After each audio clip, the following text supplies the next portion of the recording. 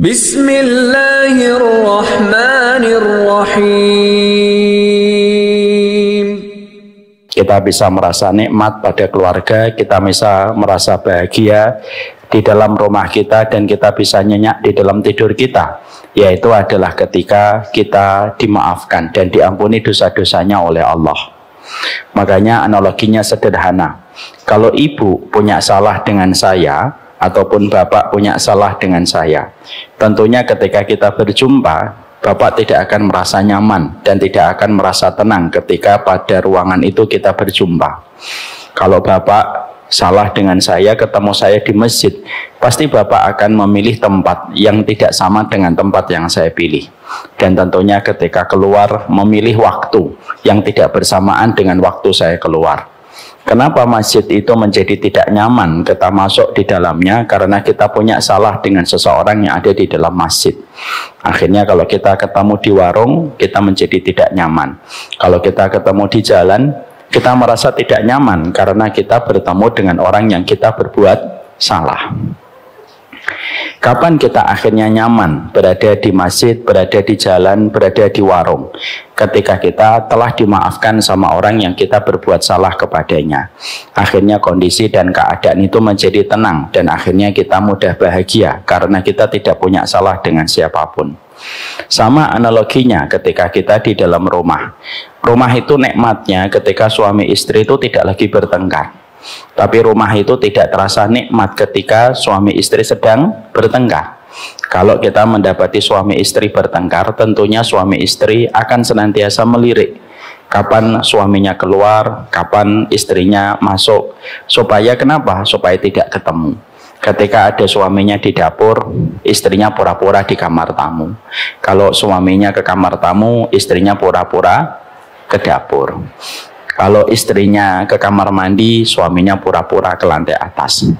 Rame, Pak, itu pelakunya semuanya. Sudah, Bu, semoga Allah mengampuni dosa-dosa Ibu. Tuh, amunya kenceng, Pak, berarti sadar. Akhirnya kenikmatan kita di dalam rumah itu menjadi tidak nyaman. Kapan rumah itu terasa nikmat untuk kita? Ketika suami istri sudah saling memaafkan, biasanya keindahan dan keharmonisan kita di dalam rumah sangat terasa. Makan apapun terasa nikmat, minum apapun terasa nikmat, bukan karena makanannya, bukan karena minumannya, tetapi karena kita sedang rukun dengan pasangan kita di dalam rumah yang sama. Itulah analogi sederhana. Kenapa kita sekarang sering sekali mendapatkan pertanyaan, saya punya harta yang banyak, saya punya jabatan tinggi, kenapa saya tidak bisa merasa tenang dan tidak merasa bahagia? Jawabannya simpel, karena kita ada dosa yang kita lakukan di hadapan Allah yang menjadikan kita ketika berbuat salah, dimanapun kita berada, maka tidak akan terasa nyaman ketika semua tempat itu betul-betul tidak bisa melepaskan kita dari Allah Subhanahu wa Ta'ala. Dan itulah yang menjadikan kita paham sumber keresahan kita, sumber kegelisahan kita, sumber ketidakmampuan kita untuk istirahat di waktu malam, karena dosa dan maksiat yang kita lakukan yang tidak kita tebus dengan usaha maksimal supaya kita mendapatkan ampunan. Itulah yang menjadikan kita paham. Kita senantiasa memohon kepada Allah supaya kita diampuni. Setelah kita diampuni, kita akan mendapatkan ketenangan, kita mendapatkan kebahagiaan. Dan itulah yang menjadikan kita mengerti kebutuhan kita kepada ampunan itu lebih besar daripada kebutuhan kita kepada tarikan nafas. Kalau kita menarik nafas oksigen untuk mengisi paru-paru kita, itu hanya kita lakukan ketika hidup. Ketika ajal kita sudah datang, maka kita tidak lagi memerlukan oksigen untuk kita hirup di dalam nafas kita.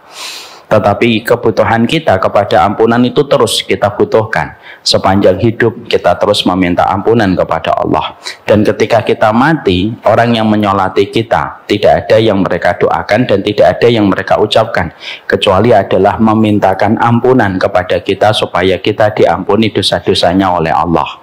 Makanya setelah seseorang melaksanakan sholat jenazah, pada takbir yang ketiga, doanya apa? Doanya adalah Allahumma firlahu warhamhu wa'afihi wa'fu anhu, menunjukkan kepada kita sebesar itukah kebutuhan kita kepada ampunan, sampai ketika kita sudah mati sekalipun kita masih membutuhkan doanya orang beriman supaya mereka tulus mendoakan kita diampuni dosa-dosanya oleh Allah Subhanahu wa taala.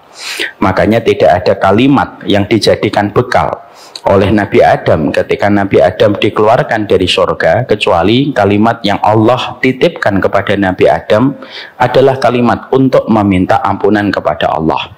Karena terjadi sebuah dialog antara Nabi Adam dengan Allah di dalam kitab-kitab tafsir para ulama salaf, bahwasanya ketika Nabi Adam makan buah yang diharamkan oleh Allah, Allah tidak langsung memvonis, tetapi Allah itu bertanya dulu kepada Nabi Adam, kenapa Adam kamu memakan buah yang diharamkan oleh Allah? Di situ ada jawaban yang disampaikan Nabi Adam, nanti dicek di dalam kitab tafsir yang biasanya ibu dan bapak tidak pernah ngecek. Maka di dalam kitab tafsir itu ada sebuah perkataan dari Nabi Adam, ma dhanantu anna ahadan yahlifu bika kadziban. Saya tidak pernah menduga ya Allah kalau ada seorang hambamu berdusta menggunakan namamu lalu mereka menipu kami. Karena saat itu yang berdusta kepada Nabi Adam yaitu adalah iblis ketika memperdaya Nabi Adam supaya memakan buah yang diharamkan oleh Allah. Ketika Nabi Adam merasa menyesal ketika harus dikeluarkan dari surga, maka pada saat itulah Nabi Adam sebelum diturunkan Allah ajarin satu doa. Dan ini merupakan doa pertama kali yang diucapkan oleh manusia sebelum peradaban manusia itu dimulai. Apa doanya? Yaitu adalah doanya ketika Allah mengajarkan kepada Nabi Adam, Rabbana dolamna, Masya Allah, pintar-pintar semuanya. Rabbana dolamna anfusana wa ilam takfir lana wa tarhamna lanakunanna minal khasirin. Maka doa itulah yang dipegang Nabi Adam. Bekalnya Nabi Adam turun ke dunia itu berbekal dengan doa yang diajarkan oleh Allah di dalam doa itu. Itulah yang dimaksud pada ayat di dalam surat Al-Baqarah, fatalaqa Adamu min rabbihi kalimatin. Nabi Adam itu menerima kalimat dari Allah. Kalimatnya apa? Rabbana dzalamna anfusana wa illam taghfir lana wa tarhamna lanakunanna minal khasirin. Dan kalimat itu dipegang Nabi Adam, diinteraksi Nabi Adam dengan ketulusan, dan Allah memberikan kepada Nabi Adam apa? Fataba alaihi. Allah menerima taubatnya Nabi Adam. Itulah yang menjadikan kita sederhana. Kita ini pendosa, tapi pendosa yang terus meminta ampunan kepada Allah. Makanya kata Hasan Al-Basri rahimahullahu ta'ala, beliau mengatakan kepada kita, perbanyaklah kalian untuk meminta ampunan fi turuqatikum, di setiap jalan yang kalian lewati. Mintalah kalian ampunan kepada Allah di setiap kalian duduk, di setiap kalian berada di rumah, karena kalian tidak pernah tahu waktu terbukanya pintu langit. Kalau pas istighfar kalian bertepatan dengan terbukanya pintu langit, pada saat itulah sebagian besar dari ampunan kalian akan peroleh. Dan itulah yang menjadi sumber ketenangan kita dalam kehidupan. Dan itulah yang menjadikan kita tenang ketika kita memasuki tua, Bu. Kenapa kita menjadi tenang ketika kita memasuki tua? Karena kita semakin membersihkan diri kita, dan supaya kita tenang bertemu dengan pencipta kita. Ketika semua kesalahan itu kita bersihkan sebelum bertemu dengan pencipta kita. Biasanya kalau ada orang memiliki kesalahan lalu dia berusaha untuk memperbaiki kesalahannya, dia saya berjumpa dengan orang yang pernah dia berikan kesalahan. Tapi kalau ada orang dia tidak pernah memperbaiki hidupnya lalu mendolimi orang, maka dia tidak akan siap ketemu dengan orang yang dia dolimi. Itulah manusia. Kadang-kadang kita ketika memasuki masa tua, gundukan tanah mulai membayangi kita. Ketika kabar kematian satu persatu datang kepada kita dari orang yang kita kenal ataupun orang yang tidak kita kenal, terkadang membuat kita sudah mulai kepikiran dengan berbagai macam hal. Maka tidak ada obatnya kecuali adalah mendekat kepada Allah, meminta ampunan kepada Allah setiap waktunya, setiap saatnya. Karena Allah itu rahmatnya melampaui murkanya. Rahmatnya Allah itu melampaui amarahnya, dan kita memohon supaya kita diberikan ampunan oleh Allah Subhanahu wa taala. Kalau sekalinya Allah telah memberikan ampunan kepada kita, sumber ketenangan hidup dan sumber energi hidup akan kita peroleh. Kita nanti di Depok akan tenang, ketika di Bintaro akan tenang, ketika di Bekasi jauh lebih tenang, karena kita sudah diampuni oleh Allah Subhanahu wa taala. Jadi kalau ada yang berkata, kenapa saya sering gelisah, kenapa saya sering merasa resah dan merasa tidak nyaman, makan di restoran tidak nyaman, punya rumah yang sudah besar pun tidak merasa nyaman, walaupun harta terus datang kepadaku, karena kita berbuat kesalahan kepada Allah. Kalau kita berbuat kesalahan kepada Allah, tidak ada jengkal bumi manapun yang kita sembunyi di hadapan Allah. Kalau ibu dan bapak salah sama saya, misalkan ada di antara ibu dan bapak pernah menodai kehormatan saya, pasti bapak dan ibu akan bersembunyi ketika bertemu dengan saya. Saya datang ke warung mie, ibu akan datang ke warung bakso. Ketika saya datang ke warung bakso, ibu akan datang ke warung lele supaya tidak ketemu. Tapi kalau kita tidak ada salah, semua tempat itu menjadikan kita tenang. Semoga kita dan ilmu yang kita pelajari menjadikan kita terus berupaya. Semakin kita baik, maka semakin kita memperbanyak ikhtiar kita supaya diampuni dosa-dosanya oleh Allah. Merasa kurang dalam takaran iman itu lebih mulia daripada kita merasa lebih di dalam takaran iman. Merasa kita pendosa itu lebih baik daripada kita merasa bertakwa, karena merasa bertakwa satu konsep yang tidak pernah dikenal para sahabat. Tapi ketika kita merasa berdosa, itu satu konsep yang dilakukan oleh para nabi dan dilakukan orang-orang solih terdahulu. Makanya ibu dan bapak harus paham, tawasul para nabi itu tidak pernah mereka menggunakan tawasul amal soleh mereka. Walaupun itu boleh. Boleh nggak kita tawasul dengan amal soleh kita? Boleh. Ya Allah, saya sholat, mudahkanlah rezeki. Ya Allah, saya puasa sunnah, mudahkanlah ini. Tetapi uniknya para nabi dan para rasul itu tidak pernah tawasul dengan amal salih. Para nabi itu selalu bertawasul dengan kerendahan hati mereka dan perasaan ketika mereka berdosa. Ya, sebagaimana kita mendapati Nabi Yunus, tawasulnya tidak mengatakan, saya nabi ya Allah ampuni saya. Enggak. Tapi tawasulnya Nabi Yunus adalah la ilaha illa anta subhanaka inni kuntu minadh dhalimin. Itulah yang dikatakan oleh salah satu ulama besar, Syekh Umar Al-Muqbil hafizahullah ta'ala. Tawasul yang terbaik itu tawasul ketika kita selalu senantiasa merasa berdosa. Kalau kita sudah selalu merasa berdosa, kita kenceng di dalam minta ampunan, kita kenceng di dalam kita mengintrospeksi, kita akan membutakan mata kita akan menutup mata kita untuk melihat kesalahan orang, disebabkan karena kita sibuk melihat kepada kesalahan diri kita sendiri. Makanya maaf ya, tidak boleh ada kesombongan di balik ibadah, karena itulah perkara yang menjadikan kita enggan meminta ampunan kepada Allah Subhanahu wa taala. Saya tutup mukadimah ini dengan sebuah kata-kata yang membuat kita merenung. Muawiyah dengan sahabat Ali, mereka pernah bertikai. Sahabat Muawiyah dengan sahabat Ali pernah bertikai dan sampai terlibat peperangan. Walaupun kita sebagai muslim Ahlussunnah wal Jamaah tetap harus meyakini sahabat Muawiyah itu tetap mendapatkan 1 pahala dan sahabat Ali mendapatkan 2 pahala. Tapi yang menarik, pertikaian antara sahabat Ali dengan sahabat Muawiyah tidak pernah menjadikan sahabat Ali itu menyombongkan kedudukannya dan posisinya di hadapan sahabat Muawiyah. Ali tidak pernah mengatakan kepada sahabat Muawiyah, kamu tahu nggak, kamu perang sama saya itu siapa? Saya itu menantu Nabi, istri saya penduduk syurga, mertua saya pemimpin syurga, 2 anak saya penghulu anak-anak muda di syurga.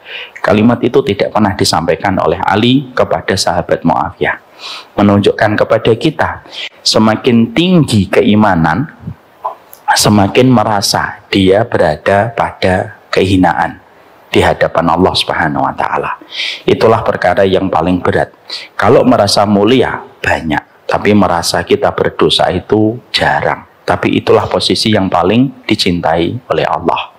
Merendahlah di hadapan setiap ilmu, merendahlah di balik setiap ibadah yang kita lakukan. Rahmatnya Allah tidak pernah menjangkau tempat yang tinggi. Rahmatnya Allah tidak pernah menjangkau hati dan jiwa yang melangit. Tetapi rahmat Allah itu berkumpul di tempat yang rendah, di balik hati-hati yang tidak merasa sombong, di balik ilmu dan di balik ibadah dan kehidupan yang dia jalani. Air hujan tidak berkumpul di tempat yang tinggi. Air hujan itu selalu mencari tempat yang paling rendah. Semoga kita memiliki hati yang rendah dengan kita senantiasa memohon ampunan kepada Allah Subhanahu wa Ta'ala. Alhamdulillah, tentunya kita senantiasa bersyukur kepada Allah atas setiap nikmat yang Allah berikan pada kehidupan kita. Dan kesyukuran inilah yang menjadikan kita betul-betul bersyukur kalau kita masih diberikan kecintaan kepada taman ilmu. Karena siapapun yang diberikan kecintaan kepada taman ilmu, dia diberikan kecintaan kepada taman-taman surga. Ada perkataan bagus dari Syekhul Islam, orang yang tidak mencintai majelis ilmu, sulit rasanya membayangkan posisi orang itu nanti mendapatkan rahmat. Kenapa? Karena surga itu identik dengan ilmu.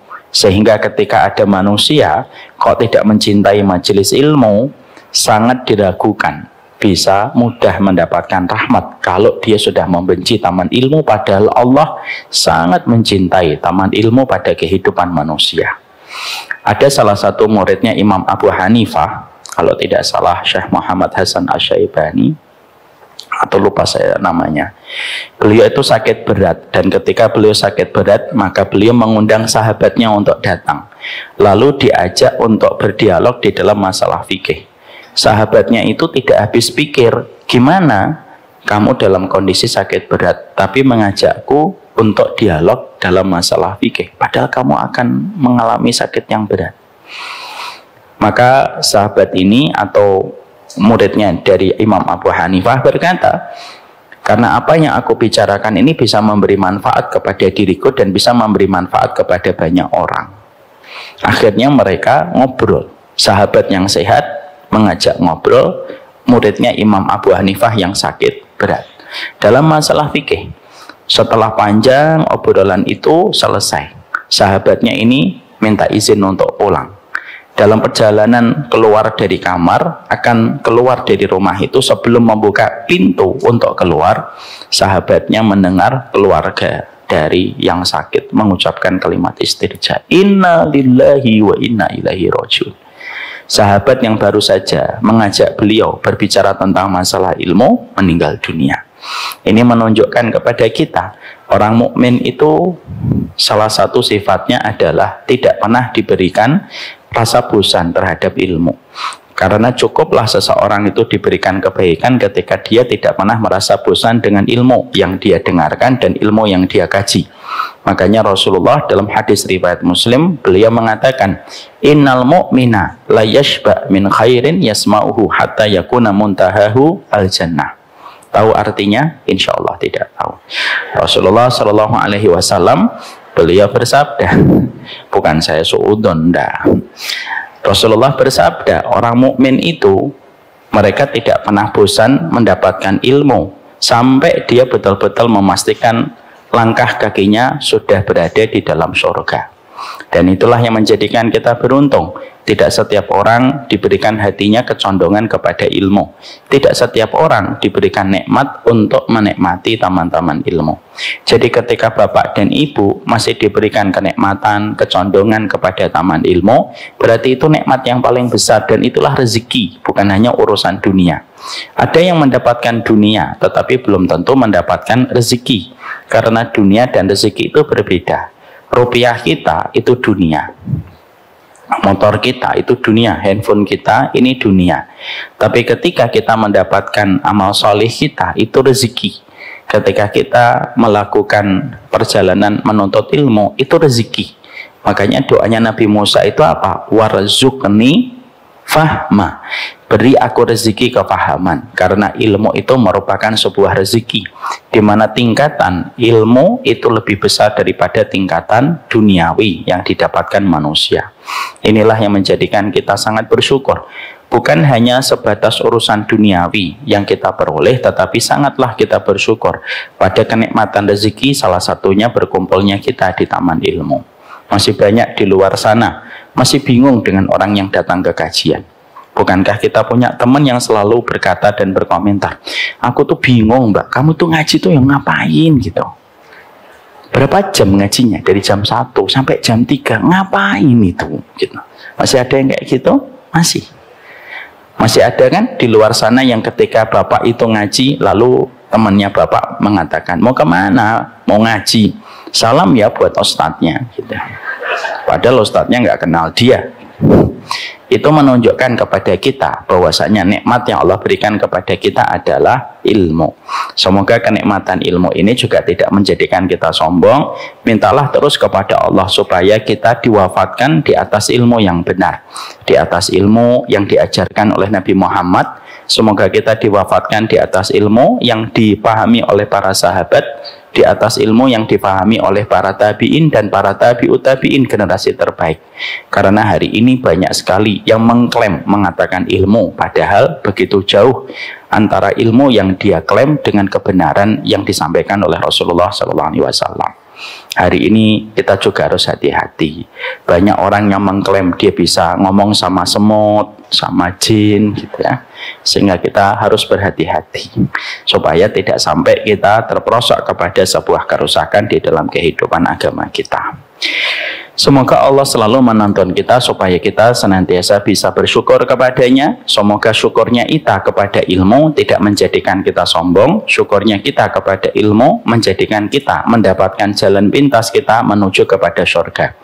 Hasan Al-Basri mengatakan, tidak pernah ada jalan paling pintas menuju kepada surga kecuali adalah dengan ilmu.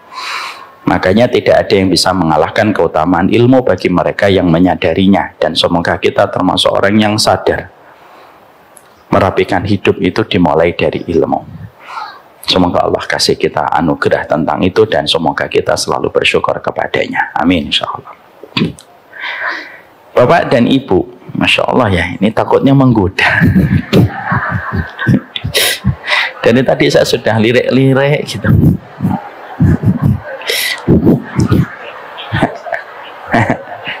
Saya mau minum lagi ngisi kajian ya kan?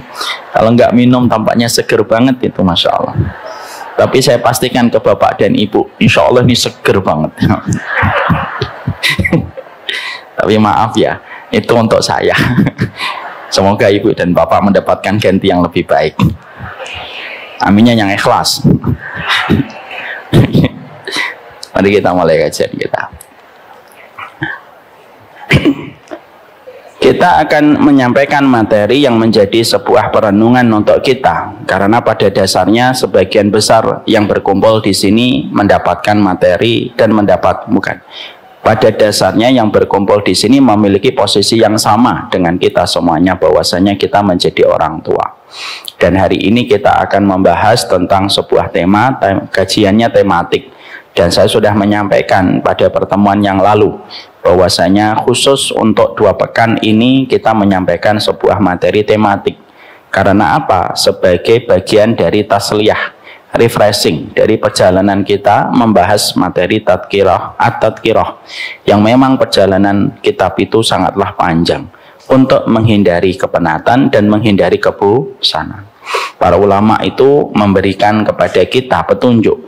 Kalau kamu sedang mengkaji kitab yang panjang, tidak selesai-selesai, boleh sesekali kita berpindah kepada kitab-kitab yang lebih kecil, tema-tema yang lain, supaya menghindari kepenatan. Karena apa? Manusia itu terkadang cepat bosan. Ya, makanya kenapa khutbah Jumat itu terasa cepat dan memang disunahkan untuk cepat, karena memang manusia itu cepat bosan.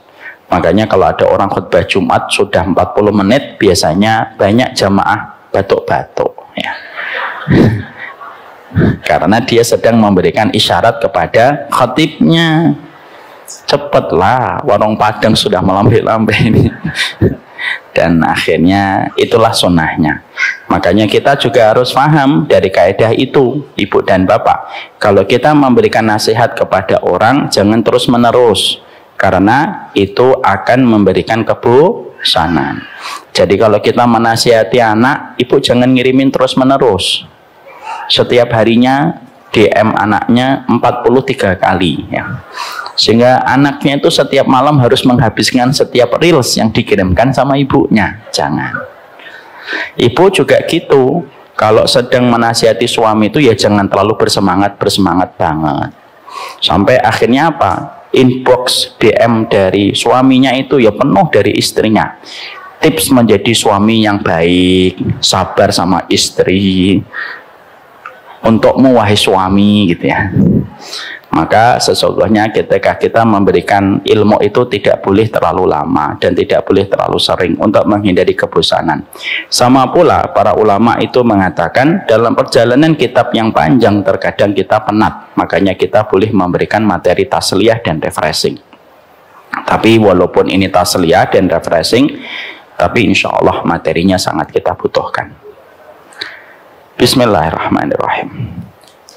Ibu dan bapak yang semoga Allah rahmati, tentunya kita paham sekali bahwasanya kehidupan kita dan anak kita itu merupakan bagian dari sebuah kenikmatan kita di dalam kehidupan kita. Ketika kita menjadi orang tua, tidak ada yang paling nikmat kecuali kita melihat celoteh anak kita. Karena bagaimanapun rumah kita, bahwasanya rumah yang di dalamnya ada suara anak-anak, ketika kita memiliki satu rumah, tentunya kenikmatannya berbeda dengan satu rumah yang tidak ada celoteh anak-anaknya di dalam rumah tersebut. Maaf ya, kalau ada di antara bapak dan ibu sedang diberikan takdir belum mendapatkan keturunan, sabar. Tidaklah seorang bapak dan tidaklah seorang ibu yang bersabar menanti keturunan, kecuali balasannya adalah surga. Karena pintu surga itu ada 8. Dan salah satu nama pintu surga itu apa? Pintu ridho. Untuk siapa pintu ridho itu? Kepada siapapun yang menghadapi satu takdir pada kehidupan yang dia tidak mendapatkan takdir yang dia inginkan, tetapi dia tetap ridho kepada Allah. Dia nanti memasuki surga itu dari pintu ridho. Siapa ini contohnya Ustadz? Orang yang dilahirkan dalam kondisi buta matanya, itu nanti masuk pintu ridho. Orang yang ketika lahir bocor jantungnya, itu nanti masuk pintu ridho. Laki-laki dan perempuan yang mereka tidak ditakdirkan ketika menikah mendapatkan keturunan, itu nanti masuknya dari pintu surga ridho. Karena pintu surga 8, pintu sholat, pintu puasa, pintu sedekah, pintu jihad, pintu aiman. Pintu aiman itu siapa Ustadz? Pintu 70.000 orang yang masuk surga tanpa hisab. Terus yang ke-6 pintu ridho, yang ke-7 pintu taubat, yang ke-8 pintu memaafkan. Maka pintu ridho itu kepada siapapun yang mereka diuji dengan anak dan tidak mendapatkan keturunan. Siapa di antara orang yang ada pada kehidupan yang tidak mendapatkan anak tetapi mendapatkan langsung dengan surga? Asia binti Muzahim tidak memiliki keturunan. Makanya beliau mengangkat Nabi Musa menjadi anak angkatnya dan dinamakan dengan nama Musa. Musa itu sesuatu yang hanyut. Sesuatu yang hanyut itu namanya Musa. Jadi nanti kalau bapak lagi di pinggir sungai ada botol terhanyut, itu namanya Musa. Sesuatu yang terhanyut. Ya. Siapa lagi orang yang tidak mendapatkan keturunan tetapi mereka termasuk penduduk surga yang hidup di dunia, yaitu adalah Aisyah binti Abi Bakar. Aisyah binti Abi Bakar itu termasuk wanita yang tidak mendapatkan keturunan, tetapi beliau termasuk salah satu penghuni surga. Karena seluruh istri-istrinya Nabi Shallallahu Alaihi Wasallam menjadi istrinya Nabi Muhammad dalam kehidupan kelak di surga. Kita bicara lagi. Maka disitulah kita memahami betul bahwasannya kehidupan kita ketika kita mendapatkan anak-anak kita, maka sesungguhnya ketika mendapatkan anak, ini bukan hanya sekedar urusan biologis. Tapi sesungguhnya ketika kita mendapatkan anak, ada sebuah konsekuensi, ada sebuah kewajiban, dan tentunya ada sebuah komitmen yang harus kita penuhi supaya betul-betul anak-anak itu dan kita selaku orang tuanya, kita masuk pada lingkaran yang diridhoi oleh Allah. Karena berapa banyak orang tua mendapatkan keturunan, ataupun ketika mereka mendapatkan anak, mereka terlimpar dari lingkaran yang diridhai oleh Allah disebabkan berbagai macam komitmen dan kewajiban yang tidak terselesaikan dengan baik. Orang tua yang baik itu bukan orang tua yang tidak punya salah, bukan. Orang tua yang baik itu orang tua yang terus menyadari dia memiliki banyak kekurangan, dia banyak belajar, lalu dia banyak untuk mengevaluasi apa yang harus dilakukan. Karena kita juga harus memahami bahasanya Umar bin Khattab radhiyallahu anhu. Terkadang kita menjumpai anak kita durhaka kepada orang tuanya, itu disebabkan karena ada orang tua yang durhaka kepada anak sebelum anak itu durhaka kepada orang tuanya. Makanya pada bulan lalu saya menyampaikan ada sebuah riwayat yang membuat kita merenung. Walaupun riwayat ini sudah disampaikan 1400 tahun yang lalu, tetapi masih tetap relevan dan masih hangat untuk kita hadirkan pada obrolan kita, pada keluarga kita.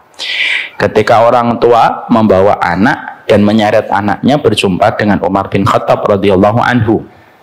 Dan ketika berjumpa dengan Umar bin Khattab, orang tua itu lalu berkata, "Wahai Umar, sesungguhnya anak ini durhaka kepada diriku." Umar bin Khattab marah, melampiaskan kekesalannya kepada anak tersebut. Anak itu diam saja, mematung dan tidak sama sekali memotong setiap kalimat yang disampaikan oleh Umar bin Khattab yang berkedudukan sebagai Amirul Mukminin. Setelah Umar mengeluarkan semua kekesalannya kepada anak itu ketika durhaka, anak itu cukup berkomentar singkat dan padat. Halil walad haqqun ala walidihi, apakah setiap anak punya hak atas orang tuanya, atau sekedar bahwasanya orang tua saja yang punya hak atas anaknya? Lalu Umar bin Khattab sebagai orang yang paling paham tentang sunnah, itu Umar, Bapak dan Ibu. Jadi saya tidak bosan mengatakan dan mengingatkan, orang yang paling paham tentang keikhlasan setelah Nabi Muhammad itu Abu Bakar. Tapi orang yang paham sunnah itu adalah Umar bin Khattab.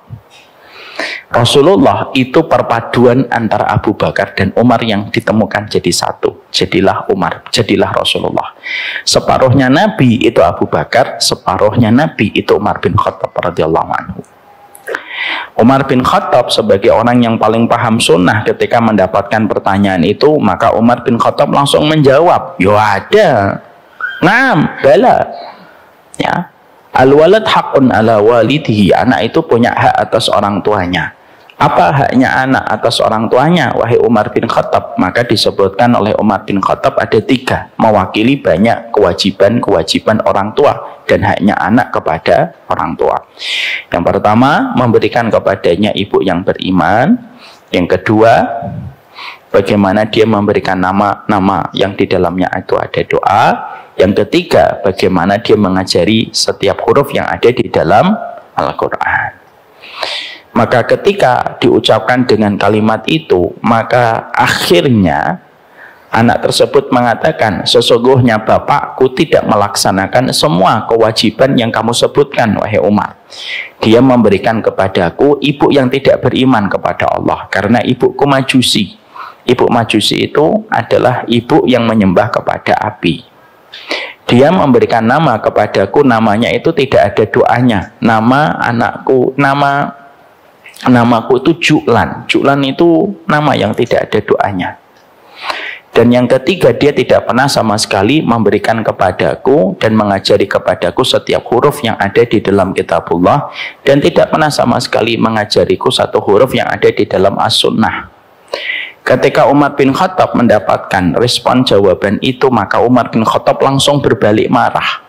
Bukan lagi kepada sang anak, tetapi berbalik marah kepada orang tua yang menyeret anak itu di hadapan Umar bin Khattab dan mengatakan kepada orang tua itu, "Kamu telah durhaka kepada anakmu sebelum anakmu durhaka kepada dirimu hari ini." Itulah yang menjadikan kita paham, inilah yang menjadi hukum kausalitas di dalam kehidupan kita, sehingga kita harus memahami tentang perkara ini. Maka setidaknya ada beberapa hal yang kita harus mengerti sebelum kita bicara bagaimana konkretnya orang tua yang durhaka kepada anak. Ada beberapa hal yang tentunya kita harus mengerti. Yang pertama yang kita harus mengerti sebagai orang tua itu apa? Anak itu tidak pernah minta dilahirkan, tetapi kitalah yang minta kepada Allah supaya anak-anak itu hadir untuk menghangatkan kekeluargaan yang kita miliki. Ini harus kita paham dulu, karena kita tidak mungkin membicarakan tentang durhaka kepada anak kalau poin ini tidak kita sadari sesadar-sadarnya. Anak tidak pernah minta dilahirkan. Jadi sebelum nanti kita marahin anak kita, lalu kita menyiksa anak kita dengan kerinduan, sering kita tinggalkan atas nama pekerjaan, atas nama hobi, ibu dan bapak harus mengerti. Anak kita itu tidak minta dilahirkan. Kita yang minta sama Allah supaya anak itu hadir membersamai kita. Lalu hadir hanya untuk mendapatkan pelampiasan marahnya kita. Ya kalau kayak gitu tidak usah punya anak. Jangan sampai kalimat itu diucapkan anak kita ketika lagi kecewa. Kan saya nggak pernah minta dilahirkan.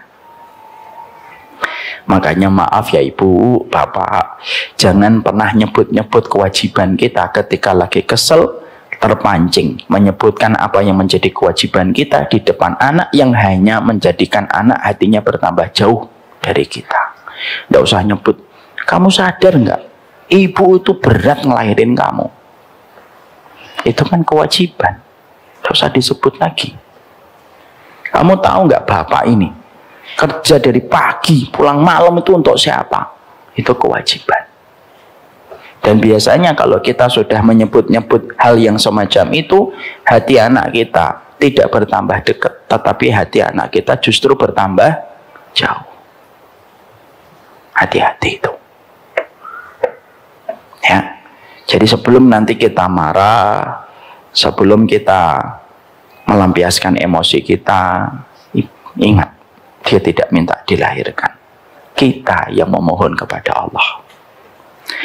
Yang kedua yang kita harus pahami tentang anak itu adalah hukum kausalitas, yaitu hukum sebab al-musabbab. Ada namanya di dalam kaidah Ahlussunnah wal Jamaah. Ada sebuah kaidah yang disebut dengan as-sabab wal musabbib. Segala sesuatu pasti ada hukum sebab akibat, karena itu bentuk dari keadilan Allah.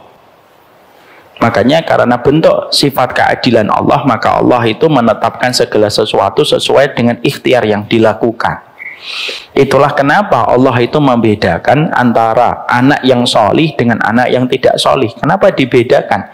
Karena tergantung kepada ikhtiar yang dilakukan orang tuanya.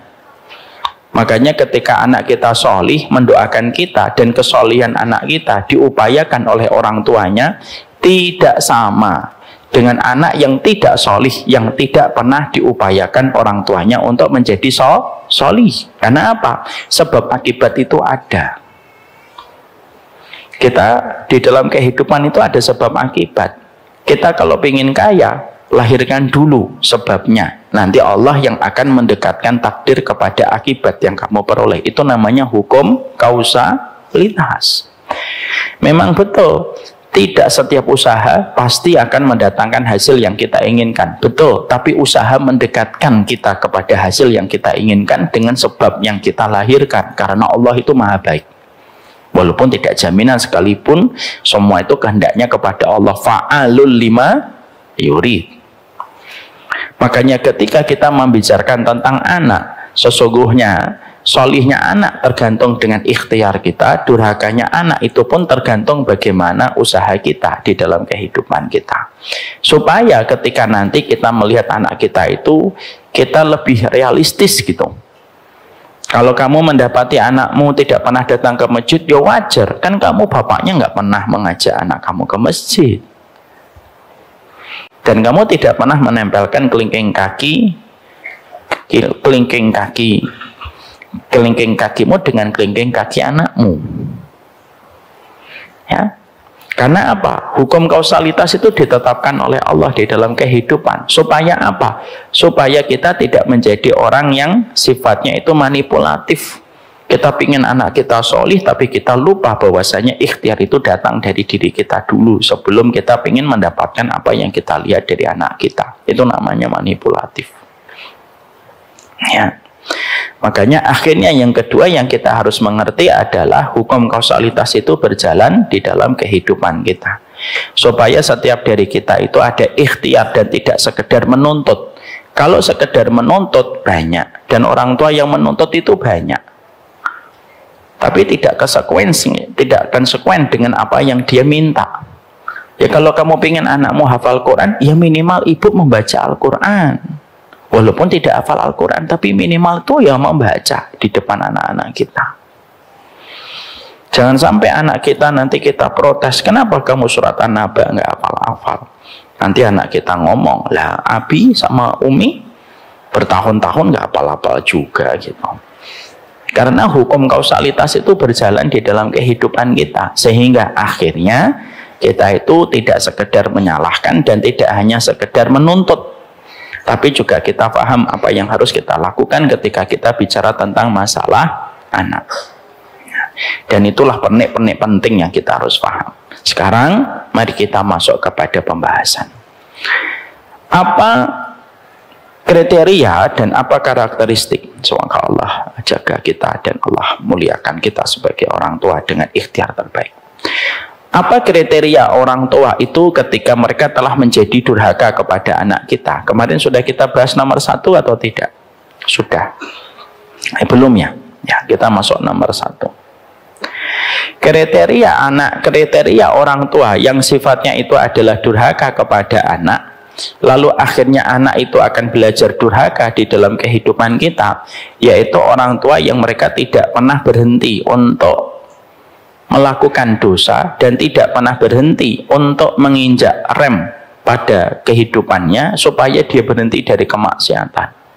Setelah dia menjadi orang tua, karena apa? Karena tidaklah setiap kemaksiatan dan dosa yang dilakukan oleh bapak dan ibunya, kecuali itu pasti berdampak kepada kehidupan anak dan keturunan yang dilahirkan darinya dan berada di antara mereka ketika dia bertumbuh kembang. Dan kita harus paham, sebelum saya menyampaikan sebuah dalil tentang perkara itu, mari saya mendatangkan dalil secara akal, karena dalil itu dua. Dalil nakli dan dalil akli. Dalil nakli itu dari kitabullah dan sunnah. Dalil yang kedua itu dalil akal, dari akal dan logika kita. Karena akal dan logika kita bisa menjadi dalil selama tidak bertentangan dengan dalil kitabullah dan sunnah. Dari dalil akal kita mendapati begini. Di dalam dunia medis kita menjumpai bahwasanya penyakit gula, diabetes bisa turun kepada anak keturunan. Penyakit kanker dalam beberapa kasus bisa turun kepada anak keturunan, dan beberapa penyakit bisa turun kepada anak keturunan.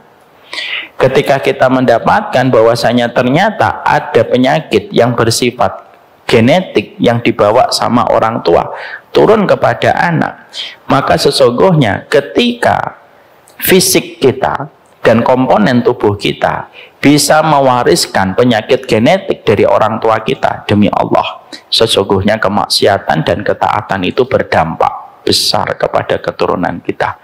Siapapun yang mengatakan, oh tidak ada pengaruhnya itu ketaatan dan dosa orang tua kepada anak, berarti dia sama berteriak kepada orang-orang medis dan mengatakan, oh tidak ada itu penyakit keturunan secara genetik dari orang tua kepada anak. Dan dua-duanya itu akan menertawakan orang yang menolak teori ini, karena teori ini sudah terbukti. Itulah yang menjadikan kita akhirnya paham bahwasanya dua waktu prime time untuk menarik tuas rem supaya kita tidak banyak melakukan dosa dan supaya kita betul-betul merenung panjang sebelum melakukan kemaksiatan. Maka ada dua waktu, di mana dua waktu ini bapak dan ibu kalau akan melakukan dosa itu mikirnya panjang. Karena berdampak bukan hanya kepada diri kita, tapi berdampak dengan orang yang kita cintai. Dua waktu itu kapan, Ustaz? Yang pertama, kalau bapak dan ibumu sudah kamu masukkan ke liang lahat, sudah makan ribanya, sudah membuka auratnya, sudah gibahin orang, sudah, jangan diteruskan. Kenapa, Ustadz?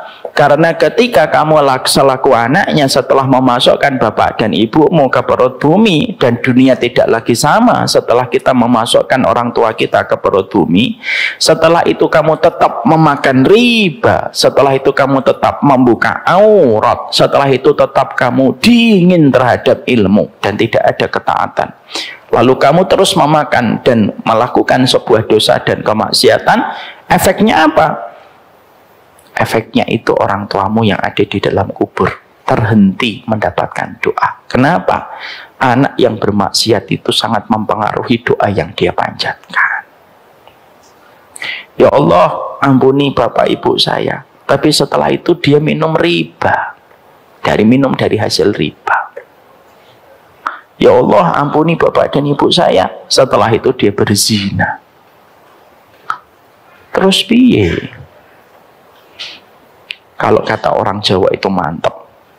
Ketemu perang perkara, kamu bisa minta ampunan padahal kamu baru saja bermaksiat.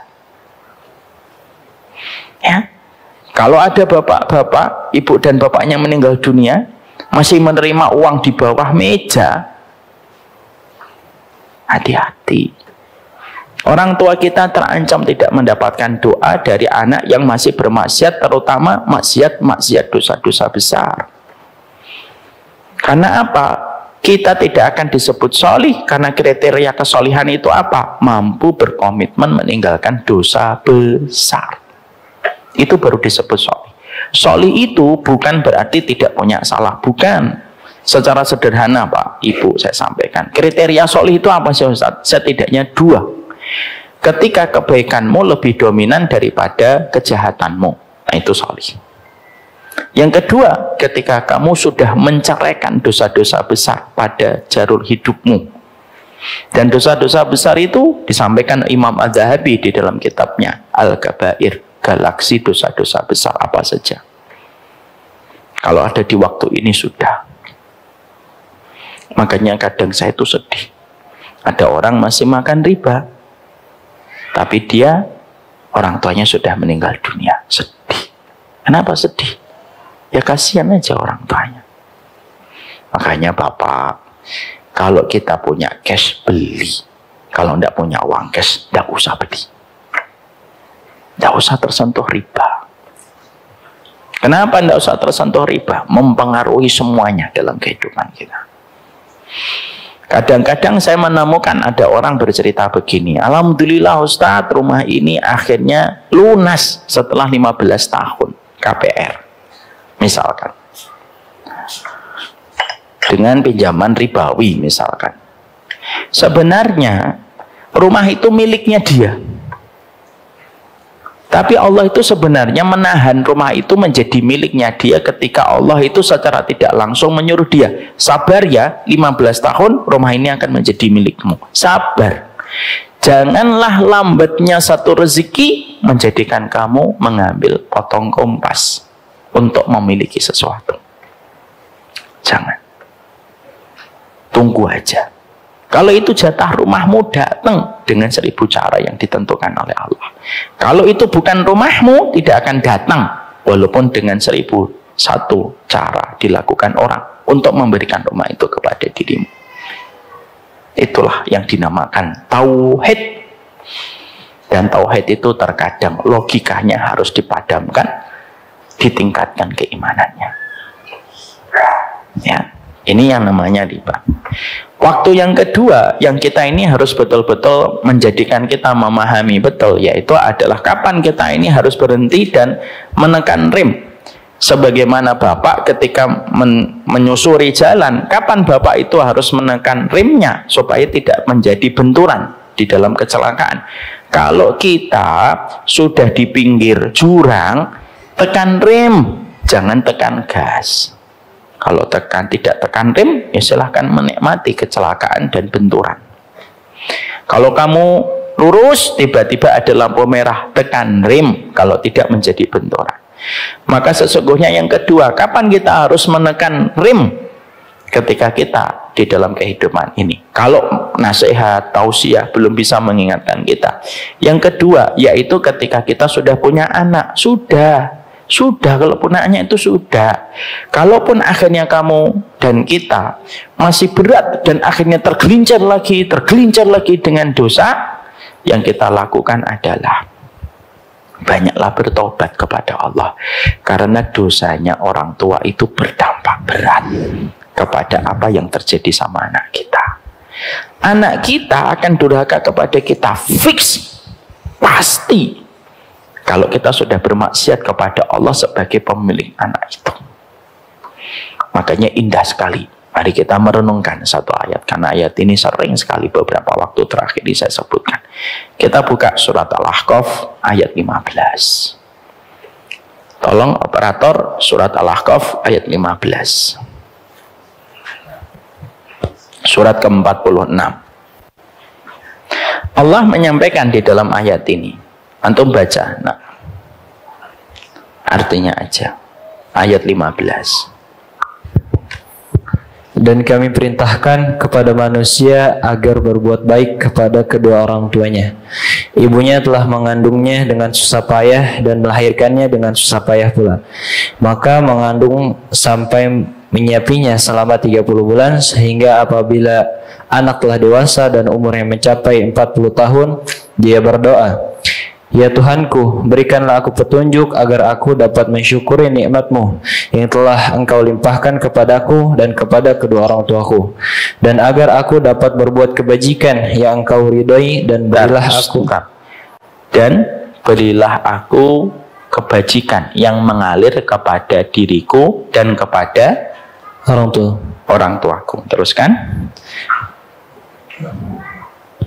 Dan berilah aku kebaikan yang akan mengalir sampai kepada anak cucuku sehingga aku bertobat. Dan berilah kebaikan yang akan mengalir kepada anak cucuku. Berarti fokusnya apa? Meminta kebaikan kepada anak. Kita minta sama Allah, ya Allah, kasih anak-anak aku kebaikan. Berarti orang tua itu harus senantiasa mendoakan anak. Paham sampai di sini? Tapi yang menjadi sumber introspeksi kita itu ada di kata dan kalimat setelahnya. Lanjut. Sungguh aku bertobat kepada Engkau, dan sungguh aku termasuk orang yang muslim. Doa ini diucapkan anak atau diucapkan orang tua? Orang tua. Dan kalimat setelah kita, wa aslih li fi dzurriyyati, berikanlah kebaikan ya Allah yang akan mengalir kepada anak cucuku. Tetapi pemilihan kata dan kalimat setelahnya membuat kita merenung. Kalimat setelahnya apa? Saya sedekah? Bukan. Saya sholat? Bukan. Umrah? Enggak. Ngaji? Enggak.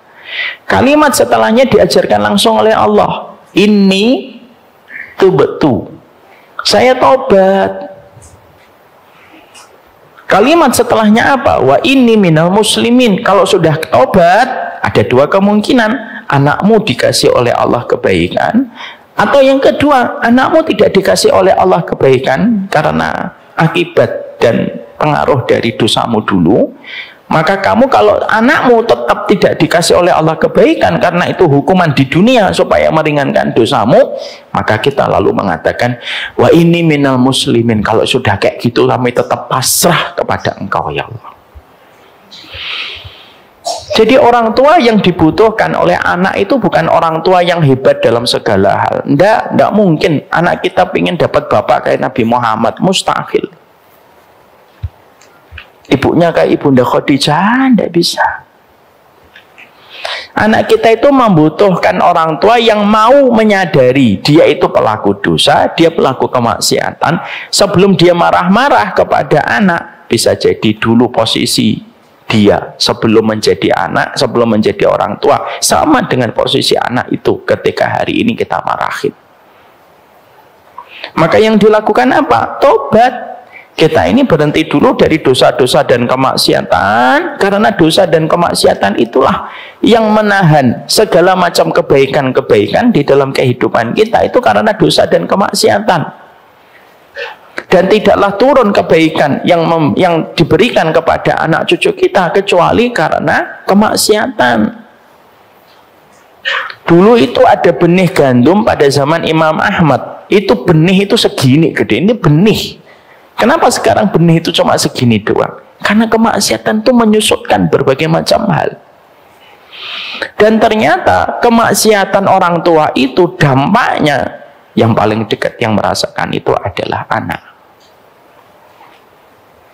Maka itulah yang menjadikan kita paham tatanan Allah dalam kehidupan ini sudah indah betul.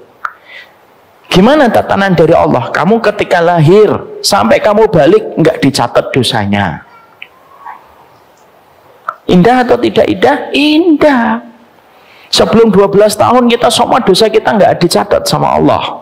Tapi kebaikan kita dicatat.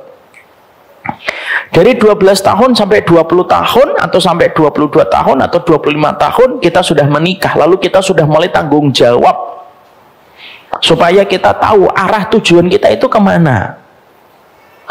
Nanti kita sampai dari 25 sampai umur 40 atau 45 anak kita sudah menikah, punya keluarga, kita punya cucu. Itu urutannya itu indah betul dari Allah itu, supaya kita punya alasan untuk terus bisa meninggalkan dosa. Mosok sudah jadi kakek kamu masih berlaku dosa? Mosok kamu sudah punya anak masih berluka dosa?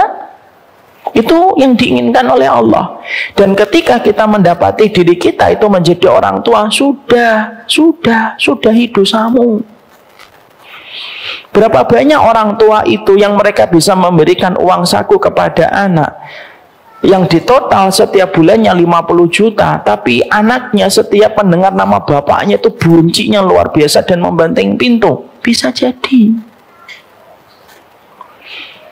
jadi ada seorang ibu bisa memberikan fasilitas kepada anak dengan fasilitas yang terbaik, tapi bisa jadi anak tersebut itu dendam kepada ibunya. Bisa jadi. Karena apa? Karena sesungguhnya bisa jadi anak kita keras. Itu disebabkan apa yang kita perbuat. Apa yang kita tanam, itu yang kita tuai. Apa yang kita tanam dari angin, apa yang kita tuai dari badai. Itulah kenapa menjadi orang tua itu butuh kesiapan sebelum betul-betul kita menikah. Makanya kenapa para sahabat Nabi mereka bisa menikah di usia muda? Karena pendidikan Nabi itu berkah. Gimana sifat pendidikan yang berkah itu, Ustadz? Pendidikan yang berkah itu menjadikan psikologinya itu jauh melampaui umurnya. Itu pendidikan berkah. Makanya Ibnu Abbas ketika baginda Nabi SAW meninggal dunia, Ibnu Abbas itu baru berusia berapa? Maka sesungguhnya ketika Nabi itu meninggal dunia, Ibnu Abbas itu baru 9 tahun. Berarti perjalanan seorang Ibnu Abbas menemani Rasulullah itu dilakukan jauh sebelum usia 9 tahun. Sekitar 6 tahunan dia sudah melazimi Nabi kemana-mana. Karena Ibnu Abbas itu merupakan top scorer, sahabat yang paling banyak meriwayatkan hadis dari Nabi. Kenapa anak 5 tahun, 6 tahun itu sudah bisa melazimi Nabi? Karena psikologinya itu jauh dibandingkan umurnya. Yang membunuh Abu Jahal, sahabat umur 13 tahun, 14 tahun. Mereka 15 tahun, psikologinya 30 tahun. Mereka 20 tahun, psikologinya 40 tahun. Mereka 10 tahun, psikologinya 20 tahun. Kalau sekarang enggak. 25 psikologinya 15. 20 tahun psikologinya 16. Joget-joget. 30 tahun masih suka nge-game, mundur lagi ke belakang.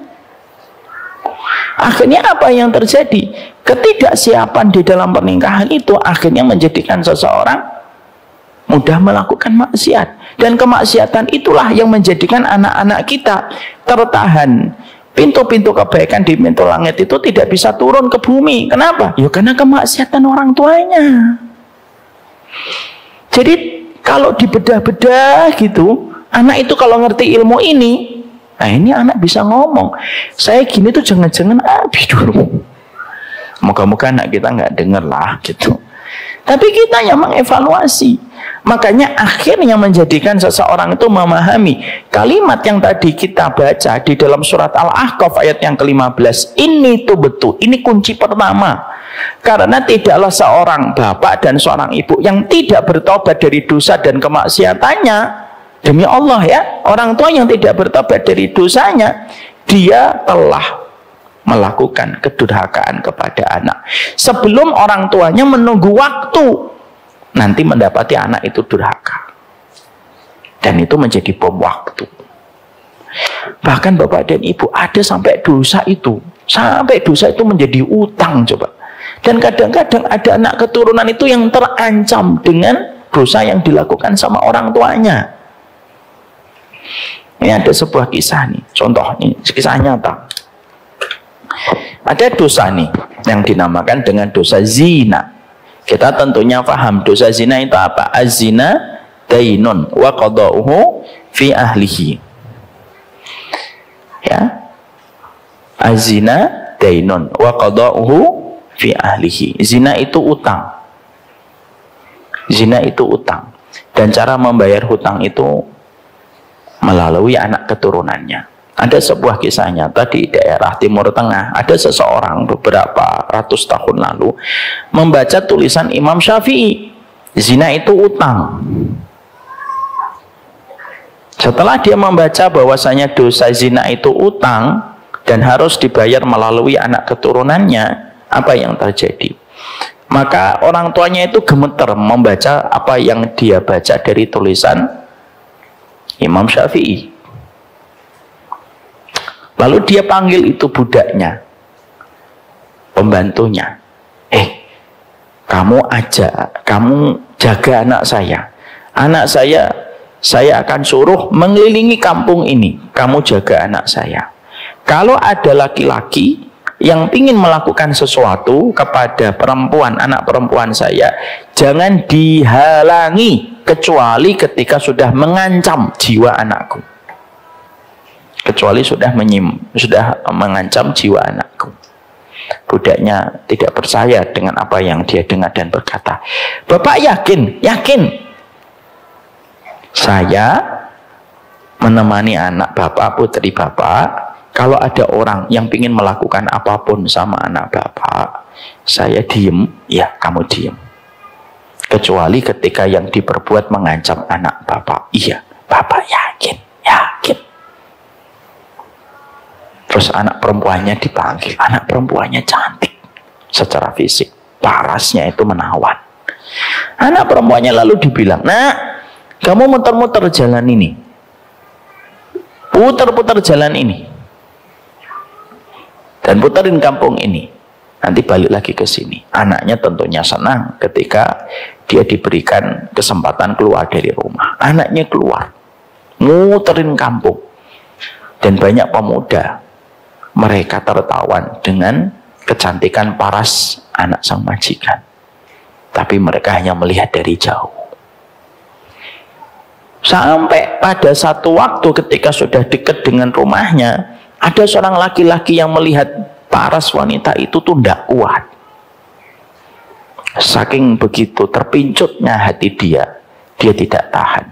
Ditabrak perempuan itu, dicium pipinya. Langsung kabur. Maka budak yang menemaninya ingin mengejar laki-laki itu, tapi teringat pesan dari sang majikan, tidak usah diapa-apakan kecuali mengancam nyawa, dibiarkan.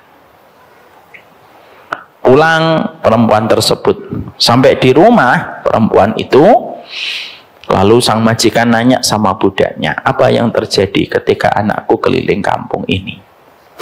Gak terjadi apa-apa, tapi semua orang terpesona dengan kecantikan putrimu.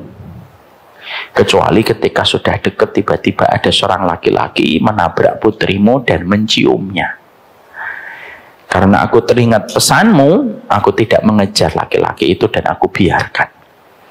Bapak dan Ibu tahu apa pertanyaan dari sang majikan? Sang majikan nanya, yang dicium sebelah mana? Lalu sang budak menjawab, pipi. Yang mana? Sebelah kanan. Lalu dia kabur. Lalu akhirnya sang majikan itu bertahmid dan bertakbir. Lalu sang majikan itu berkata, hari ini aku sudah membayar hutang.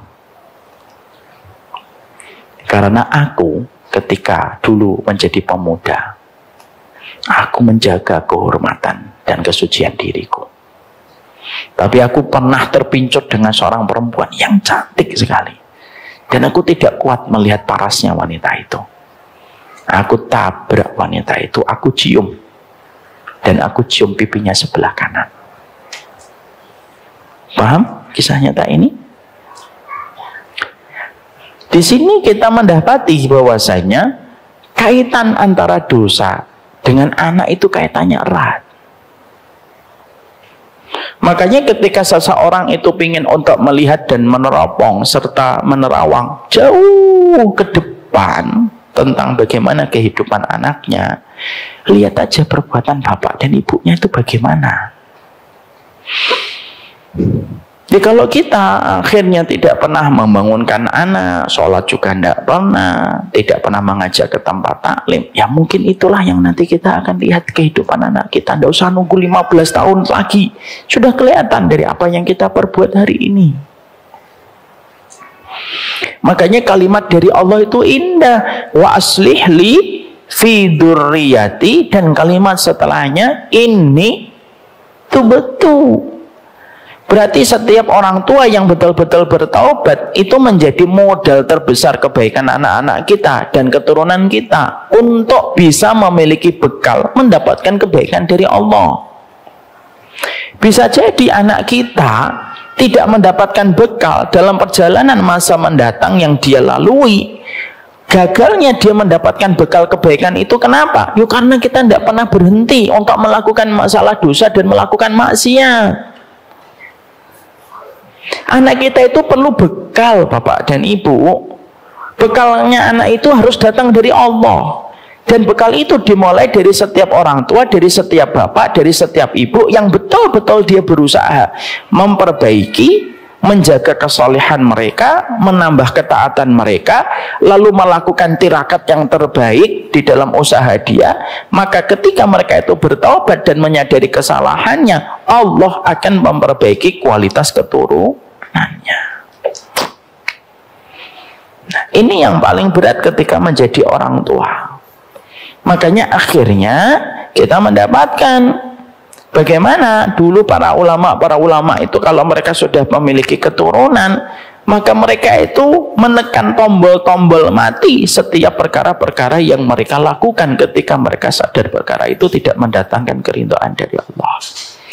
Dari orang tua yang bermasalah mewariskan anak yang bermasalah. Dari orang tua yang berada pada lingkaran maksiat akan mendekatkan anak kepada lingkaran-lingkaran kemaksiatan. Kalaulah kita saja, kalau kita saja yang melakukan ketaatan, istri kita melakukan taat, belum jaminan mutu bahwasanya anak kita juga akan taat karena masih banyak faktor-faktor yang lainnya. Loh, apalagi ketika kita tidak lagi melakukan ketaatan. Makanya berhenti dari dosa itu sebuah harga mati ketika menjadi orang tua. Makanya kalau punya anak perempuan contohnya, sudahlah. Jangan zina, jangan mendekati zina. Kasihan anak kita. Ditahan, dikunci pintu-pintu langit dari kebaikan. Karena apa? Orang tuanya melakukan dosa. Makanya tidak salah kalau Imam Syafi'i sampai menambahkan dan menebalkan kembali apa yang ditulis sama Imam Syafi'i. Apa itu? Kalau ada pelaku zina tidak bertaubat dari zinanya, maka sesungguhnya ketika pelaku itu tidak bertobat dari zinanya, maka laknat itu akan terus menemani pelaku zina itu. Bahkan tikus yang ada di dalam rumah tersebut akan mendapatkan akses dari laknat tersebut hanya ketika pelaku zina tidak bertobat. Itu kan yang mengerikan. Dan itu yang menjadikan kita harus mengerti. Taubatnya orang tua itu harga mati. Ya, dia menjadi sebuah konsekuensi yang tidak pernah lepas di dalam kehidupan setiap orang tua. Makanya ketika kita melihat apa yang terjadi sama anak kita, Allah menyuruh kita muhasabah. Allah menyuruh kita untuk memeriksa apa yang telah kita perbuat dan apa yang telah kita lakukan. Sampai akhirnya anak kita mendapatkan hasil dari apa yang telah kita kerjakan. Ini yang pertama. Paham sampai di sini, Bapak dan Ibu? Yang kedua, kapan orang tua itu menjadi durhaka? Yang kedua, yaitu ketika kita menjadi orang tua yang sering sekali tidak memperlihatkan komitmen kita untuk harmonis dan rukun bersama dengan pasangan kita. Ketidakharmonisan antara suami dan istri ketika menjadi bapak dan ibu, lalu melahirkan pertengkaran demi pertengkaran, pertikaian demi pertikaian yang terus dilihat dan diakses oleh anaknya setiap waktunya. Maka itu yang akan menimbulkan anak itu tidak tenang jiwanya, tidak tenang pikirannya. Ketika anak itu tidak tenang pikirannya, ketika tidak tenang jiwanya, karena terlalu banyak melihat halilintar, gemuruh dari setiap permusuhan dan pertikaian dari orang tuanya, anak itu akhirnya belajar untuk mencela bapak dan ibunya dan tidak mau memberikan kewajiban kepada bapak dan ibunya. Kenapa? Karena dia tidak mendapatkan haknya sebagai anak. Apa itu? Ketenangan di dalam rumah. Mari kita coba belajar dan membedah surat Al-Furqan ayat berapa itu? 74. Dan orang-orang yang berkata, Tuhan kami anugerahkan kepada kami pasangan kami dan keturunan kami sebagai penyenang hati kami, dan jadikanlah kami pemimpin bagi orang-orang yang bertakwa. Mari kita membaca doanya sama-sama. Rabbana hablana min azwajina wa dzurriyyatina qurrata a'yun waj'alna lil muttaqina imama. Ibu dan bapak, di situ disebutkan kata azwajina dulu atau dzurriyyatina dulu? Azwajina. Kalau disebutkan kata azwajina dulu sebelum kata dzurriyyatina, arti azwajina itu apa? Pasangan. Dzurriyyatina itu apa? Keturunan. Peletakan arti pasangan diletakkan setelahnya itu kata azwajina. Para ulama itu mengingatkan kepada kita. Apa yang diingatkan oleh para ulama? Susah membayangkan anak kita qurrata ayun kalau orang tuanya tidak pernah saling qurrata ayun. Makanya bapak dan ibu tahu apa adabnya kita kalau kita sedang mengalami perselisihan, termasuk adab di dalam kita berselisih di dalam urusan rumah tangga. Jangan pernah cerita kepada anak. Itu di dalam sunnah begitu. Bapak lagi kecewa dengan istri, gak usah cerita sama anak. Ibu lagi kecewa sama bapak karena 3 hari tidak pulang tanpa kabar, jangan cerita sama anak. Diam. Makanya kalau ada anak kita ngomong, papa itu baik ya mah, gitu. Kamu nggak tahu aja, nah jangan gitu. Nggak boleh gitu. Kenapa? Supaya anak mendapatkan haknya. Apa itu haknya anak? Ketenangan. Anak itu haknya ketenangan. Makanya akhirnya para ulama mengatakan salah satu kedurhakaan orang tua kepada anak itu bukan hanya karena tidak ngajarin anak, bukan hanya itu. Tapi salah satu kedurhakaannya orang tua kepada anak itu apa? Ketika orang tua terus berselisih, terus bertengkar, lalu di dalam rumahnya itu betul-betul halilintar dan kilat yang menyambar yang dirasakan oleh anak setiap waktunya. Bahkan terkadang ketika dia keluar dari rumah jauh lebih tenang daripada dia di dalam rumah. Maka perselisihan dan pertikaian orang tua itu menjadi sebab durhakanya anak pada kehidupannya. Karena apa?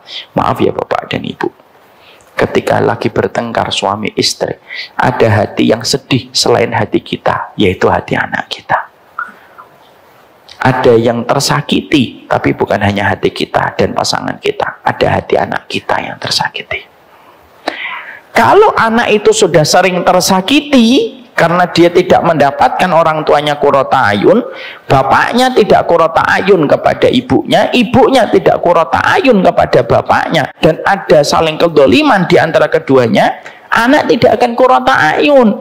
Allah menyebut urutannya, bahwasanya pasangan dulu, baru anak, baru disebut qurrata ayun, seakan-akan Allah itu secara tidak langsung itu bicara kepada kita. Kamu tuh nggak usah ngarepin anakmu qurrata ayun kalau kamu saja tidak qurrata ayun. Cuma karena Allah itu latif, Allah itu maha lembut, ngomongnya selembut itu. Dan makna dari setiap ayatnya itu hanya diketahui oleh para ulama yang mendalam ilmunya. Ya. Makanya akhirnya kalau ada seorang suami sering bentak-bentak seorang ibu di depan anak, anak itu ngelihat tiap waktu bagaimana ibunya dibentak, membekas kepada anak. Dan ketika ada seorang anak sering menjumpai bapaknya itu direndahkan oleh istrinya, oleh ibunya dia, itu juga membekas kepada anak. Akhirnya ketidakkerukunan antara suami istri ketika mereka menjadi pasangan orang tua itu menjadikan anak itu tidak selesai dengan perasaannya. Kalau dia tidak selesai dengan perasaannya, dia terus bergumul dengan pikiran itu. Makanya akhirnya ketika terkadang banyak anak itu ketika disebut tentang orang tua, banyak yang marah, banyak yang nangis. Kenapa? Karena dia belum selesai dengan orang tuanya. Makanya maafkan, saya kemarin nyampaikan bulan lalu kan, di antara video yang pernah dipotong yang mendapatkan engagement tinggi sekali tentang masalah ketika video saya mengatakan maafkan orang tuamu. Di antara ribuan orang yang komen di kolom komentarnya, apa perkataan mereka? Ustadz, tidak tahu orang tua saya kayak apa. Ustadz tidak ngerti di rumah itu kayak apa. Ustadz tidak pernah tahu bagaimana permusuhan antara bapak dan ibu saya. Itu termasuk yang dikatakan banyak di dalam kolom komentar. Makanya Allah tidak salah. Kenapa masalah suami istri ini harus selesai dulu sebelum kita membicarakan tentang konsep anak yang qurrata ayun? Orang tua itu harus qurrata ayun. Makanya akhirnya banyak anak hari ini mereka terikat dengan luka batin masa lalu dalam kehidupan mereka, dan akhirnya mereka sulit untuk melanjutkan kehidupan mereka. Kenapa? Ya karena terlalu banyak luka yang mereka lihat di sepanjang hidupnya ketika menjadi anak sampai mereka menikah. Bahkan maaf ya, banyak di antara orang menikah itu alasannya pengen cepat keluar dari rumah supaya tidak berada pada rumah ketika dia banyak melihat pertikaian dari bapak dan ibunya.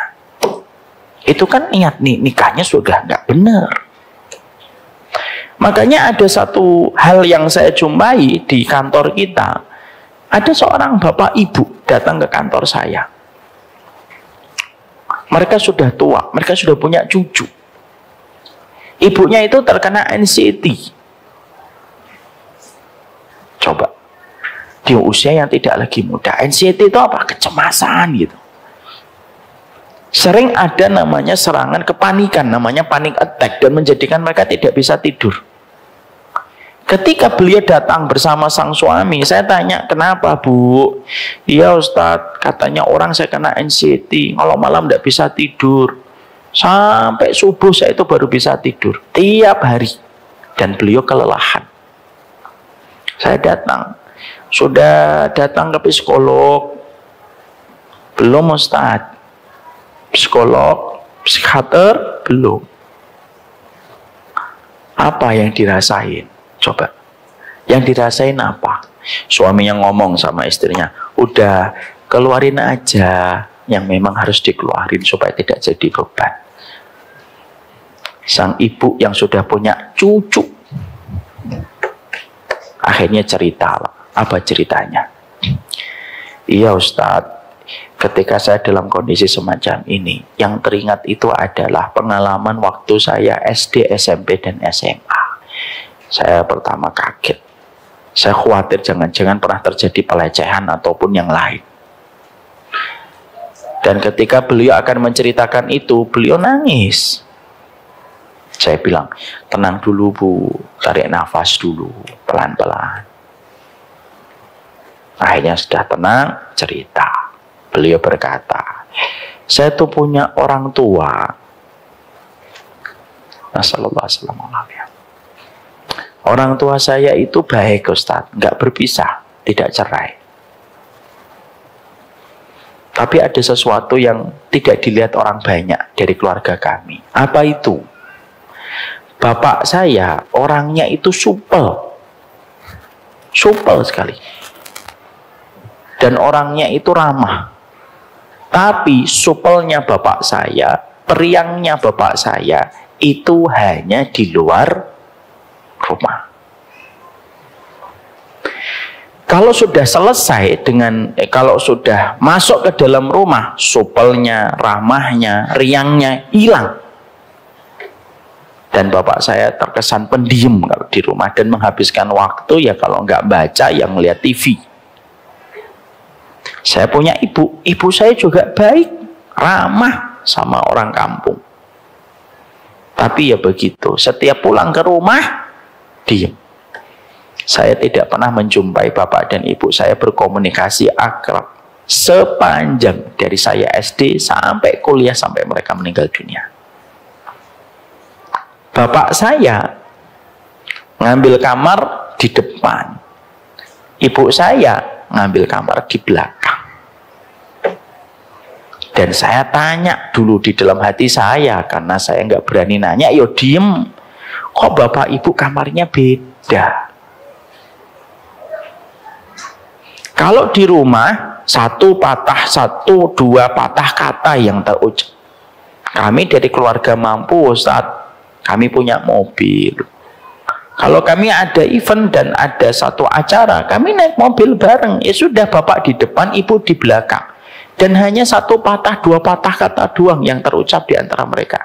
Ayo turun, ya. Tunggu sebentar, ya. Gitu doang. Dan itu terjadi sampai bertahun-tahun. Ketika beliau dari SD, SMP, beliau tidak berani membayang, atau tidak berani untuk menanyakan. Ketika SMA, mulai belajar untuk menerima. Dan ketika kuliah, orang tuanya wafat satu persatu. Dan ternyata luka itu membekas. Sampai akhirnya ketika beliau sudah melewati luka itu lama, luka itu tuh masih ada terasa di dalam hati beliau. Dan ketika beliau menyampaikan itu, nangis gitu. Dan luka itu meledak bom. Waktunya itu apa? Setelah puluhan tahun, setelah usia beliau melewati 60 tahun. Ketika saya mendapati kisah ini, itu kan saya mikir, ya Allah, Masya Allah ya. Betul kata para ulama. Ternyata banyaknya anak-anak yang mereka itu durhaka, itu terkadang ketika anak itu susah menghormati ibunya karena dia punya seorang bapak yang tidak pernah ngajarin bagaimana seorang bapak itu memuliakan ibunya atau istrinya. Ketika ada seorang anak tidak respect sama bapaknya, itu karena ada seorang ibu yang terus merendahkan bapaknya di mata sang anak. Ketika perkara ini tidak disepakati bahwasanya suami istri itu menjadi sahabat dalam pernikahan, ini yang kita jumpai. Makanya saya sering mengatakan untuk teguran bagi saya, mendapatkan jodoh itu takdir, tapi mendapatkan jodoh cita rasa sahabat sampai kita bisa menjadi qurrata ayun, itu karunia. Makanya kata Imam Ibnu Katsir, lam ara al-mutahabaini misla zawaj. Kata Imam Ibnu Katsir, aku tidak pernah menjumpai persahabatan seindah persahabatan suami istri. Kalau kita sudah persahabatannya itu suami istri, Pak, Masya Allah itu, kita tidak perlu melirik yang haram, kita tidak perlu tertarik kepada yang haram. Kenapa? Persahabatan itu lebih dari urusan biologis. Makanya Nabi itu kan menjadikan istrinya itu kan sahabat terus kan. Nabi ketika mendapati Aisyah minum, dilihat mana bekas tempat minumannya Aisyah. Itu namanya persahabatan, itu namanya romansa. Makanya ketika Nabi mendapati Jabir bin Abdillah itu nikah, Nabi itu mengatakan, wahai Jabir, kenapa kamu tidak nikahin gadis? Hatta tulaibaka wa tulaibaha, supaya kamu bisa bersendau gurau sama istrimu dan istrimu bisa bersendau gurau sama dirimu. Jadi yang namanya nikah itu dikonsepkan Nabi dalam riwayat Jabir bin Abdillah itu apa? Nikah itu adalah sendau gurau antara suami istri. Makanya bapak dan ibu, ketika bapak dan ibu lagi bercanda, perhatikan di dalam rumah kita, ada mata anak-anak kita itu yang berpijar, teduh dia matanya, melihat ketika orang tuanya itu lagi bercanda. Tapi di balik orang tua yang mereka itu bertengkar, ada kesedihan yang dirasakan oleh anak, dan bisa jadi anak itu merasakan lebih lama daripada yang dirasakan oleh orang tuanya. Makanya seminimal mungkin kalau kita bertengkar itu tidak perlu kita perlihatkan kepada mereka dan tidak perlu di hadapan mereka. Kenapa? Durhakanya antara kita dengan pasangan kita, maka itu yang menjadikan anak kita itu susah untuk merasakan arti bahagia. Makanya dalam kisah nyata, saya tutup poin yang kedua. Ada seorang perempuan datang kepada syekh, kepada ulama besar. Lalu wanita ini berkata, "Syekh, saya itu punya 2 anak. Yang anak pertama itu betul-betul menguras energi kita ketika kami mendidiknya. Anak ini nakal yang pertama. Anak yang kedua kami itu Masya Allah nurut sekali." Lalu syekhnya itu berkata, ketika ditanya, "Kenapa kok bisa berbeda, Syekh?" Gitu. Syekhnya lalu bertanya, "Boleh aku bertanya pertanyaan kepada dirimu?" "Boleh." Lalu syekhnya mengatakan, bagaimana kedudukan ibu di hati suami dan suami di dalam kehidupan ibu ketika punya anak pertama dan yang kedua? Mengalir sebuah jawaban, "Syekh, ketika kami baru nikah, kami sering berantem tiap waktu. Karena kami baru menikah awal. Kami belum tersentuh dengan ilmu. Pertengkaran itu terjadi dan menghiasi pernikahan kami 5 tahun pertama. Itulah kondisi dan latar belakang keadaan ketika kami punya anak pertama." Terus syekhnya nanya, "Gimana keadaan ibu ketika punya anak yang kedua?" "Ketika punya anak yang kedua kami sudah mulai ngaji, sudah mulai tersentuh dengan taklim. Akhirnya kami mulai memperbaiki diri dan kami sudah saling memberikan keridhaan setelah kami mulai banyak memperbaiki diri kami." Kata syekhnya, kedudukan ibu di hati suami dan suami di hati ibu, itulah yang mempengaruhi kualitas anak-anak yang kalian miliki. Itu jawaban syekhnya. Makanya saya kan sering berkata, mengingatkan diri saya, jadi laki-laki itu gampang ngasih ridho kepada istrinya. Makanya kalau bapak lagi mendapatkan suaminya, istrinya hamil, gampang-gampanglah ngasih ridho kepada istrinya. Kenapa? Kalau istri kita ridhoi pada saat dia mengandung, kandungannya itu dikandung sama wanita yang diridhoi oleh Allah ketika dia diridhoi sama suami. Dan ibu, ketika ibu dalam kondisi mengandung, anggaplah yang paling penting ketika kita lagi mengandung, tidak ada yang paling kita inginkan kecuali ridhonya seorang suami. Kalau 2 ini dipegang selalu, insya Allah anak itu akan mendapatkan qurrata ayun, dan arti qurrata ayun akan menjadikan anak kita menjadi qurrata ayun.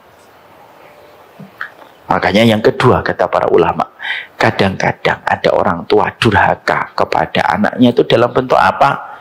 Ketika orang tuanya sering tidak memberi qurrata ayun di dalam kehidupan mereka, sampai berdampak tidak qurrata ayunnya anak-anak kita di dalam kehidupan mereka. Banyaklah istighfar, banyaklah minta maaf sama anak.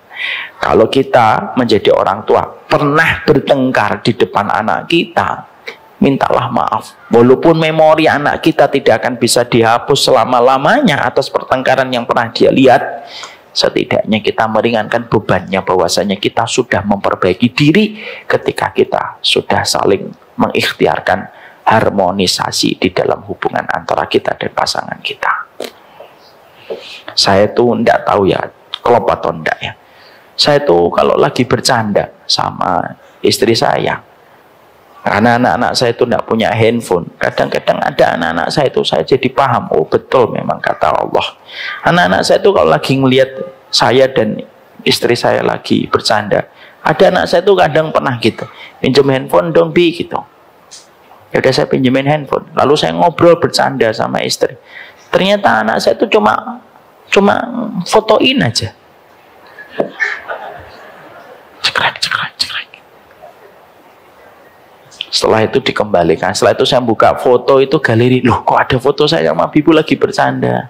Saya lagi giniin dia gitu. Istri saya lagi giniin saya gitu. Enggak, canda. Tapi di situ saya sadar, oh, memang firman-Nya Allah itu tepat semuanya. Cuma terkadang kita yang tidak mengikat makna dan menghadirkannya dalam kehidupan. Maka yang kedua, disitulah kita harus mengerti. Makanya Pak, kesolihan kita menjadi seorang laki-laki itu apa? Memuliakan istri kita. Kesolihan wanita di dalam rumah tangga itu apa? Memberikan hormat dan takzim terbaiknya kepada seorang suami. Itu yang kedua. Yang ketiga, yang keempat, yang kelima, kapan-kapan kita bahas insya Allah. Dan insya Allah sudah ada kajiannya, nanti akan diturunkan di YouTube. Untuk nomor 3, 4, 5 insya Allah bisa diakses di sosial media. Tapi setidaknya saya menyampaikan ini merupakan sebuah materi yang sifatnya menjadi sebuah perenungan kita.